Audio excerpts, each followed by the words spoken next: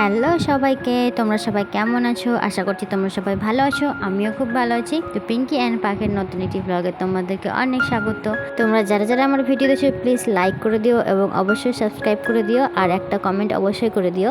তোমাদের কাছে এইটুকুনি আমার রিকোয়েস্ট। আর প্লিজ ভিডিওটা পুরোটা শেষ পর্যন্ত দেখো, স্কিপ করে যেও না। আশা করি তোমাদের ভিডিওটা ভালোই লাগবে। তো আমি সকাল সকাল কিন্তু রান্না করে চলে এসেছি। বরকে সকাল বাজার পাঠিয়েছিলাম। ও কিন্তু অনেক কিছু বাজার করে নিয়ে এসছে। আর আজকে দিনটি হচ্ছে সোমবার, তো তাই ভাবছিলাম কি করব, ডিম আলু পটল দিয়ে ঝোল করব না শুধু ডিম আলু ঝোল করব, কি করবো বুঝতে আসলাম না। বড় বলছিল যা ইচ্ছা তাই করো। তো 6টা ডিম এনেছিল, তার মধ্যে সে একটা ডিম আনতে আনতে ফেটে গেছে। তো ঠিক আছে, আমি ভাবলাম যে ডিম আলুর ঝোল করি আর ফাটা ডিমটা অমলেট করে নিব আর পটলের ভাজা করে নেবো, সব কিছুই খাওয়া হয়ে যাবে অল্প অল্প করে। তো এখানে আমি ভাত তো আগে বসিয়ে দিয়েছিলাম, তারপরে ডিম আলুটাও সিদ্ধ বসিয়ে দিচ্ছি। আর গ্যাসটা আমি এইভাবে জ্বালালাম, একটা সোলার কাঠি হলেও বাঁচলো। তো চলো ডিম আলুটা ঢাকা দিয়ে সিদ্ধ। আর এদিকে আমি চাটাও করে নিয়েছিলাম, তো চলো চাটাও খেয়ে নিই। আর চাটা খেতে খেতে কিন্তু অনেক গল্পই করছিলাম আমার বরের সাথে। আর একটা সংসার থাকলে তো জানোই অনেক রকমের গল্প হয়। তো মানে আমার বরকে বললাম তুমি চা খাও আর যেও না, ডিমটা যখন সিদ্ধ হয়ে যাবে ডিমটা আমাকে ছিলে যেও। তো এইভাবে চা খেতে খেতে অনেক সময় লেগেছিল, চাটাও খুব গরম ছিল, তাড়াতাড়ি খেতেও পারছিলাম না। তো যেহেতু পটল ভাজা করবো তার জন্য ভাবলাম চলো পটলগুলো ছিলবো একটা একটা করে আর অল্প অল্প করে চা খাবো। আর তোমরা দেখলে যে আমার কেল্লা বন্ধু আমার সাথে দেখা করতে এসছে। আসলে আমার রান্নাঘরের কাছে সবসময় কেল্লা থাকে, তো এইভাবে চলে আসে কখনো কখনো। তো এইভাবে কিন্তু আমি পটল কাটছিলাম আর একটু একটু করে কিন্তু আমি চা খেয়ে নিচ্ছিলাম। আর এদিকে আমার বর কিন্তু বসে আছে। আর সব দিন এইভাবে বসে রাখি না, যখন একটু হয়তো কাজ থাকে তখনই বলি যে একটু বসে থাকো, নাহলে আমি যেতেই বলি। তো এদিকে আমার পটলগুলো কাটা হয়ে গেছে চা খেতে খেতে, ডিম আলুগুলো সিদ্ধ হয়ে গেছে। চলো এখন ডিমগুলো বরকে আমার ছিলতে দিয়ে দিই আর আমি আলুগুলো তুলে নিই। আলুটা একটু বেশি সিদ্ধ হয়ে গেছে আজকে, ওই তো পটল কাটটা চা খেয়ে গল্প করতে করতে টাইমটা বেশি লেগে গেছিলো। আর এদিকে দেখছি আমার ভাতটা একটু হতে বাকি আছে। তো চলো ভাতটাকে ঢাকা রেখে দিয়ে দিই, তো ভাতটাও হয়ে যাবে। এদিকে আমার ডিম ছিলছে আর ক্যামেরার দিকে দেখিয়ে দেখো ওর মুখটা কিরকম করছে। আর এদিকে ডিম ছিলতে ছিলতে কিন্তু দেখছি পাখি উঠে গেছে আর ওর দাদার কাছে মুখ ধুয়ে নিচ্ছিল আর বারবার করে বলছিল যে বাবা রাখো আমি ডিম ছিলবো। তো ওদিকে ওর রিপন দাদা মুখটা ধুয়ে দিক আর তারপরে কিন্তু আসবে আবার ডিম ছিলতে। আর জানো পাখির কিন্তু একটাই দাদা আর একটা ছোট ভাই আছে। তো 4টা ডিম ছিলে গেছিলো ওর বাবা, আর একটা ডিম কিন্তু পাখির জন্য রেখে গেছিলো। তো দেখো ওইদিকে পাখি কিন্তু ডিম ছিলতে বসলেই বায়না করে যে মা ডিমটা আমি খাবো। তো বললাম হ্যাঁ তাহলে খেয়ে নাও। আর রাত্রে কালকে না খেয়ে ঘুমিয়ে গেছিলো আর ডিম ছিলতে বসে হয়তো খুব খাড়ি ছিল, তাই খেতে লাগছিল। আর খেয়ে দেখো রিভিউ দিচ্ছি কি সুন্দর, সুপার।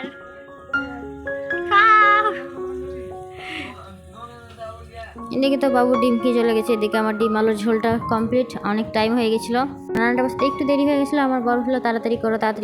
তো আমি তাড়াতাড়ি করে ডিমের ঝোলটা নামিয়ে কিন্তু খেতে দিয়ে দিয়েছি, টিফিনও খাওয়ার দিয়ে দিয়েছি। এদিকে দেখো ডিমের ঝোলটা কতটি উল্টে গেছিলো, ভাগ্যে যেমন হাতে পায়ে পড়েনি, গ্যাসের উপরটাতেই পড়েছিল। আর বরকে তো খাইয়ে দিয়ে কাজে পাঠিয়ে দিলাম। আর যে ভাঙা ডিমটা ছিল চলো ওই ডিমটা অমলেট করে নেবো এখন। এই অমলেটটা আমি খেয়ে নেবো, নাহলে আমার বাবু খেয়ে নেবে। আর এত তাড়াহুড়ার মধ্যে কাজ করতে হয় সকালে যে কি বলবো। আর আজকে বেশ কয়েকদিন পর বাবুকে স্কুল নিয়ে গেলাম, ভালো লাগে না রোদের মধ্যে গরমের মধ্যে, বাচ্চাটার কষ্ট হয়ে যাবে। ওই জন্য কয়েকদিন বন্ধ রেখেছিলাম, কয়েকদিন তো পরীক্ষা গেল তোমরা জানোই, তো ওই জন্য একটু বন্ধ রেখেছিলাম। তো আজকে ভাবছি নিয়ে যাবো, যে চলো আমরা মা মেয়ে খেয়ে নিই। তো আমি নিয়ে যাবো বলে এত তাড়াহুড়া লেগে গেছিলো, কাপড় টাপড় খেতে বাসন দিয়ে স্নান করে খেতে খাওয়াতে। আর এই দেখো রাস্তায় এসে কি করছে আমার বাবু, বলছে কোলে যাবো নাহলে হেঁটে যাবো না। আর আমারও ভালো লাগে না কোলে নিতে, যেহেতু একটু বড় হয়েছে অসুবিধাই হয়। তো চলো আমি বাবুকে স্কুলেও রেখে দিয়েছি, আর কিন্তু সে সময়টা ভিডিও করিনি। আর এটা হচ্ছে আমাদের এখানকার ঘোষপাড়ার প্যান্ডেল, বাবুকে যে স্কুলটায় নিয়ে যাই ওই রাস্তাটা দিয়ে যাই, তো ওটা ঘোষপাড়ায় পড়ে। তো বাবুকে রেখে কিন্তু আমি বাড়ি যাচ্ছি। আজকে এত রোদ পড়েছে তোমাদেরকে কী বলবো। আর এইভাবে কিন্তু পুজোর প্যান্ডেল দেখতে আমার খুব ভালো লাগছিল, যে একটা প্যান্ডেল তো দেখতে পাবো চোখের সামনে প্রতিদিন।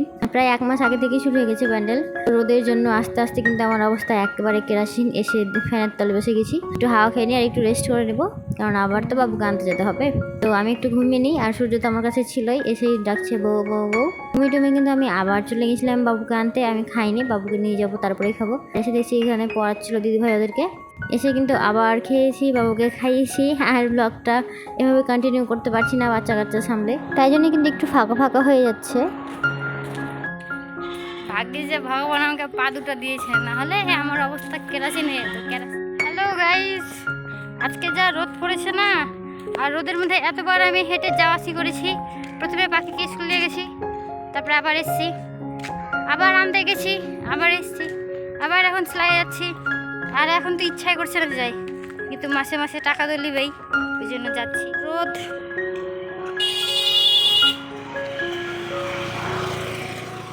এত রোদের মধ্যে ঘেমে গেছি, ইচ্ছা করে না যে যাই, কিন্তু যেতে তো হবে।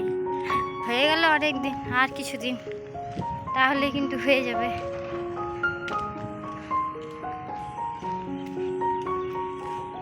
আচ্ছা তোমরা বলো তো, তোমরা কি আমাকে দেখতে পছন্দ করো না করো না?